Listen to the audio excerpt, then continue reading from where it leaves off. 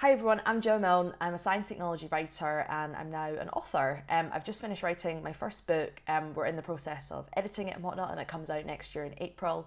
I've had a lot of people asking me questions about how I got the book deal, how I got an agent, how I actually went about writing the book over the course of 8 months, and sort of asking me questions about the whole process. And I love talking about books, but it's sort of unsustainable to have just one meeting with each person, so I thought it would be useful to just put it all up here on YouTube. So I'm going to start with how I got an agent and how that kind of led to getting a book deal, because that's one of the biggest questions I get, is basically just how do you get started. So for me, the process started because I wanted to find a speaker agent. I do a lot of public speaking and presenting and so on and so forth. I wanted to find a speaker agent that was linked to a literary agent. There's some companies out there, some literary agents that have these kind of like talent, broadcast, journalist representation attached to it. And it was sort of part of the grand plan of like, you know, in 5 years time, maybe I will write a book, and if I'm already linked with an agency that has the literary arm to it, they'll either be able to give me some advice, or maybe, just maybe, I might be able to get a literary agent with them.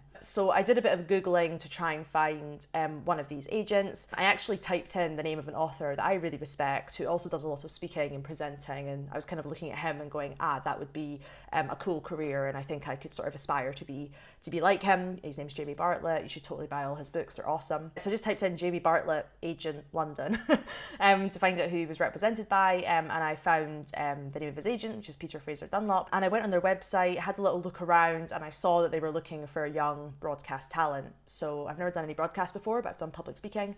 So I sent them an email with my biography, the fact that I was looking for an agent, some links to my speaking, just general background, my LinkedIn, and they asked for a meeting. So that was in November 2017, if I remember correctly. Yeah, November 2017.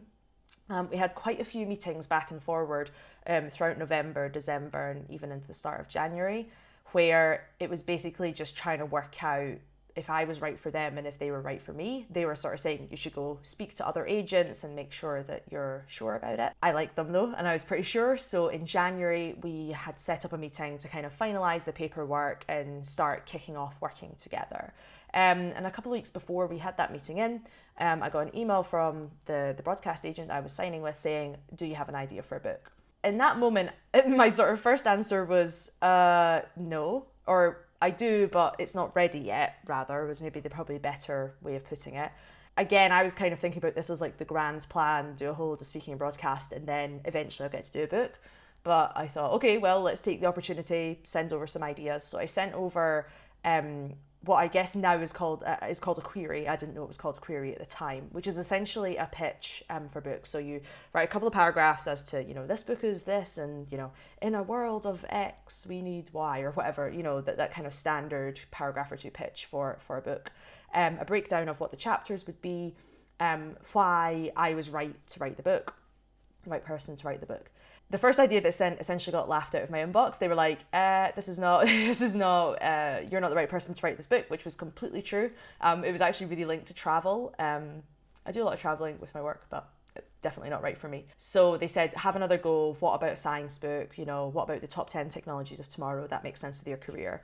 And I spent a lot of time going back and forwards with my boyfriend, basically saying, I don't want to write something that doesn't feel true to me. It feels a bit sort of, I don't know, maybe I'm being pretentious, but it felt a bit like selling out for me to just do a top 10 technologies book as my first book.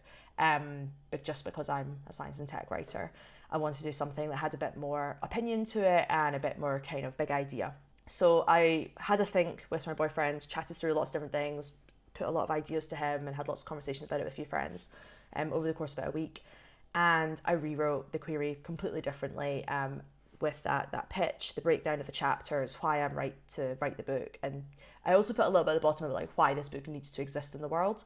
But it was all just in an email, wasn't in a Word document or anything, it was just all pasted right into the email. And they were like, okay, this is kind of cool, we'll pass it on to some of the literary agents, and when you come in for your meeting to sign all the papers, we can set up a meeting with one of the literary agents. I was, again, very much of the opinion, this is 5 years' time, like, we're just going to have this meeting and, it's going to be, this is how literary agents work, or it's going to be just a quick hello, let us introduce you to some of the people who work here.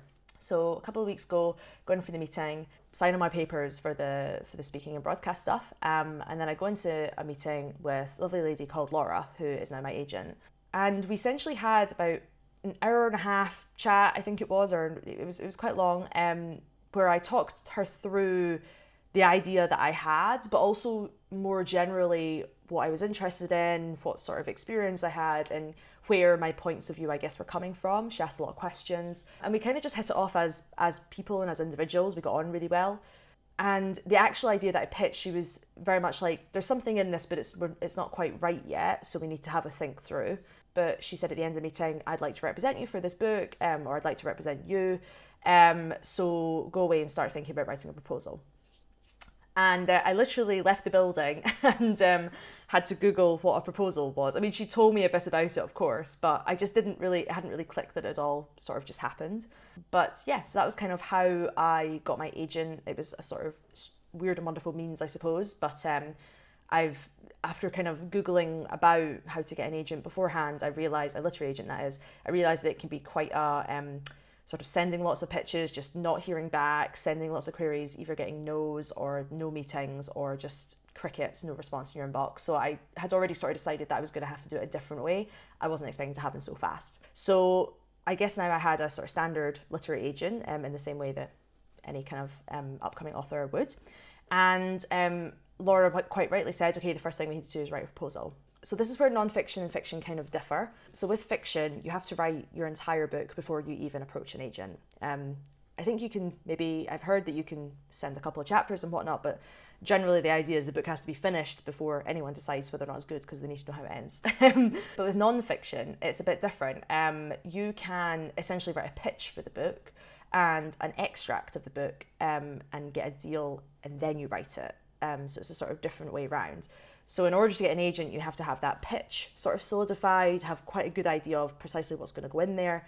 You then develop the proposal with your agent, and then the agent goes to the publisher. That's the kind of traditional route that I took. So the proposal is a much more expanded version of the query, where the query is like a one email breakdown.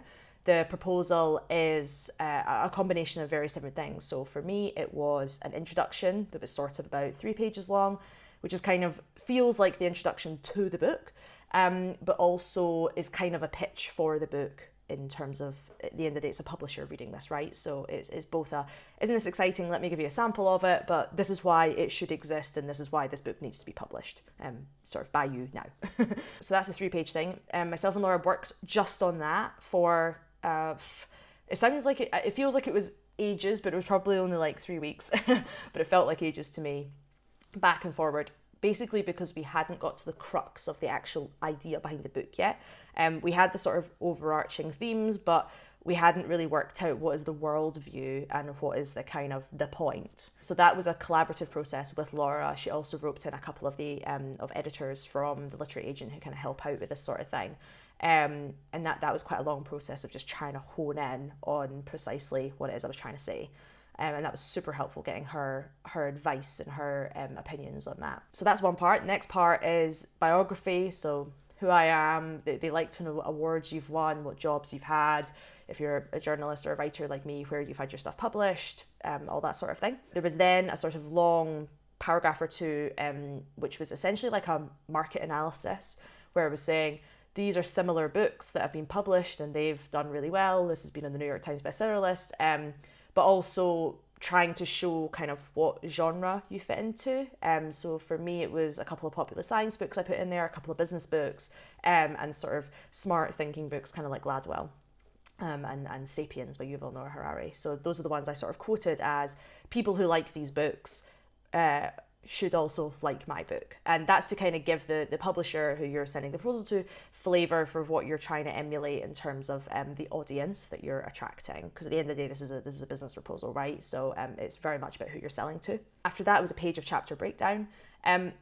Everyone's proposal I've found is quite different, and I think it really depends on what agent you work with. For me, it was a bullet point list of each chapter.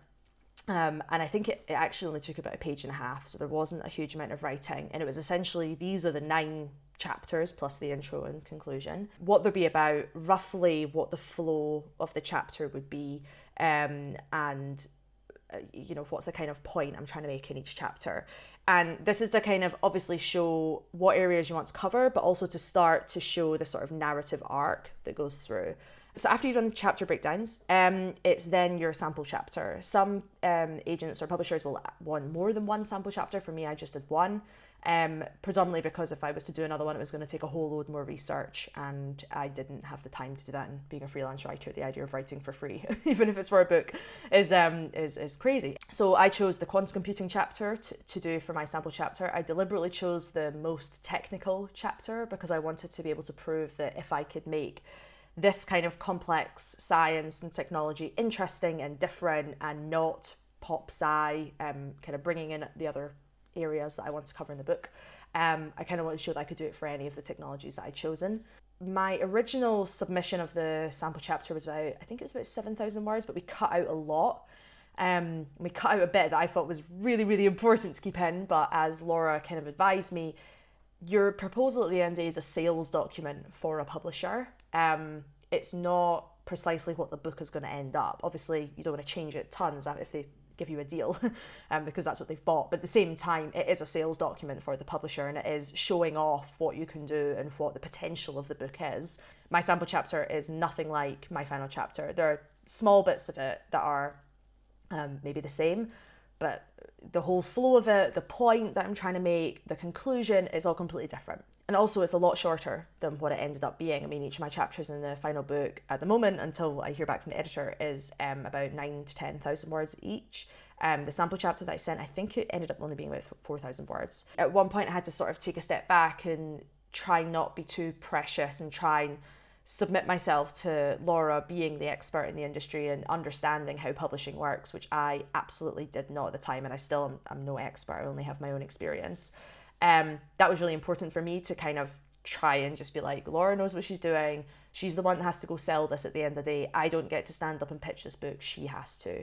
So she has to have the best document possible that can help her have those meetings and reach out to editors and so on and so forth. So after a lot of kind of toing and froing, a lot of editing, Laura was amazing in terms of like line editing, making sure the narrative makes sense. She doesn't come from a science background the same way I do, so it was amazing to have her input to make sure that it was really readable, that I wasn't using any jargon that wouldn't make sense to anyone outside of the sort of tech science world, and that simply it was interesting, to someone who wouldn't necessarily pick up a popular science book and only read popular science books, someone who normally reads fiction or other kinds of non-fiction, which was really, really important to me in terms of my audience at the end of the day. Some people ask a bit about timings and the sort of times of year that's best to go out. Laura's told me, I've asked her about this lots, and she's always said, you can actually sell a book at any point. There's no sort of rules about when you can and you can't, but there is sort of 2 seasons when it comes to book publishing, and they centre around 2 of the different book festivals. So there's the London Book Fair, which is in April, and the Frankfurt Book Fair, which is in October. So you've kind of got seasons before, during, and right after the book fairs that are kind of the most busy times for agents going out to publishers and trying to sell new books, also with rights and all the other things at the other end of the scale. For us, we were working on the proposal, I met Laura in January, we were working on the proposal through to sort of March. I was meant to get the final proposal in before the end of March so she could go out to publishers before London Book Fair. I didn't get it done in time, it wasn't good enough, so we held back. I finished it around May, and then we took a break for summer because seemingly the sort of culture within publishing is that summer is quite a dead time, everyone's on holiday, and it's not really the best, most optimal time to be sending out manuscripts to publishers. We held back, we had a lot of toing and froing in August about the title, because the title we put in the proposal, I think it was something like Futurism for Realists, and I hated it. There was so much toing and froing, we just couldn't get something that worked. And in the end, that's what we chose. When I got the deal, the first thing the editor at the publisher said was like, I think we're going to change the title. And I was like, thank God. But anyway, so we went out end of August. Last year, 2018, it was very nerve-wracking because, as the writer, as the author, you kind of give your proposal, your final version to your agent. You're not going to touch it anymore, and it's entirely with them to go and sell it. I couldn't do what I'm used to, where I'm kind of trying to get meetings with people or emailing folk or trying to make sure I'm putting stuff on Twitter or whatever that people might see or whatever, all those sorts of things you're trying to do to get the attention of people. It was just like, Laura's going to go and talk to agents, and I kind of just have to hold my hands or sit in my hands rather, and wait. So I waited all through September, and I got the call, the offer from Little Brown, which is now my publisher, on October 6th. And I've heard that that's actually relatively quick. For me, it felt extremely slow. That month of September was extremely nerve-wracking, and I was very anxious the whole time and kind of waiting to hear back. It was hellish at points, I must admit. But what I've heard from everyone is you really cannot predict how long it's going to take between your agent going out and if you even get an offer, how long that's going to be. I've heard people who've had an offer within like a day. And then others that don't get an offer and then they change their proposal a little bit and resubmit after a couple of months, and then they get one later on down the line. It seems to be like a very flexible and very dependent on who the publisher is, who the editor is, who the agent is, and what the idea is, and also just zeitgeist and timing, and is the idea cool right now, and all these sorts of things. There's quite a lot of luck that goes into it, is what I'm experiencing and kind of hearing from everyone else. So that's kind of how I got my agent, how my agent went out to the publishers, and how I eventually got the deal.